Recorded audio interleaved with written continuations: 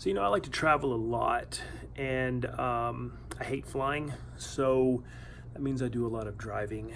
And I notice that one of the signs that I'm old is that I don't like GPS. I don't like having my map laid out for me. So before I go on a trip, I'll pull up Google Maps. I'm not so old that I don't use Google Maps or something, but I'll pull them up and I'll see where I'm going, and I'll kind of lay out my route and I'll write it down on a piece of paper. I posted a picture of that once and a bunch of people made fun of me. But I think there's value in doing it that way. I like knowing where I'm going. I like picking that. But let's say that if I was driving from here to Seattle and I have this route picked out that I'm really happy with, and I think it's the fastest.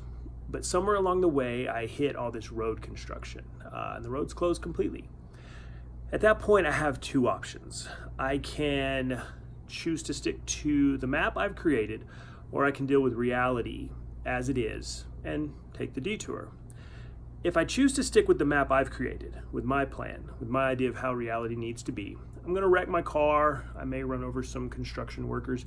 It's going to be a mess, and it's not going to be an acceptable way of behaving, and it's probably going to end my trip. Yet I find a lot of times in my life, this map that I have of how life should be, these beliefs that I have, these ideas that I have about things or people or situations don't line up anymore. But I still have a really hard time letting go of them. And what I've really discovered is that one of the best ways to minimize suffering for myself is to simply accept reality as it is. Not to argue with reality, not to fight it, not to try to change things that are beyond my control, but to deal with reality as it is. To me, this seems like a pretty simple concept, but, I posted something about this, I think it was like 2 years ago now. And I noticed some comments on there saying that this is, I think one guy told me this was a slave mentality or a cog in the machine, something like that. And then another guy told me that, that I had to learn to look deeper and impact reality on my own.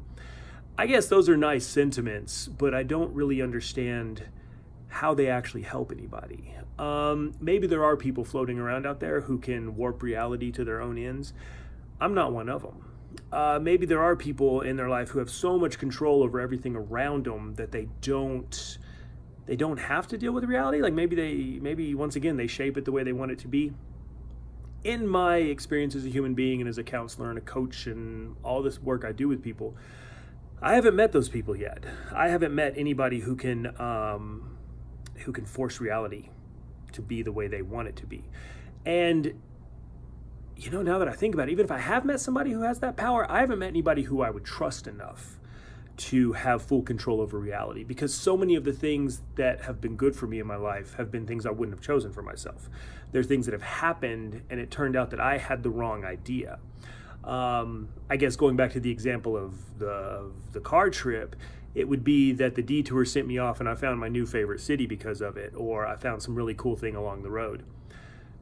So ultimately, I think it comes down to when we're faced with our beliefs and reality, and they're not matching up, or the way we want things to be in our reality, our plan and actual reality, and they're not matching up, we can save ourselves a whole lot of suffering by simply accepting and engaging reality as it is, instead of forcing ourselves into dealing with things that we cannot control, but trying to wrangle them into the way we want them to be.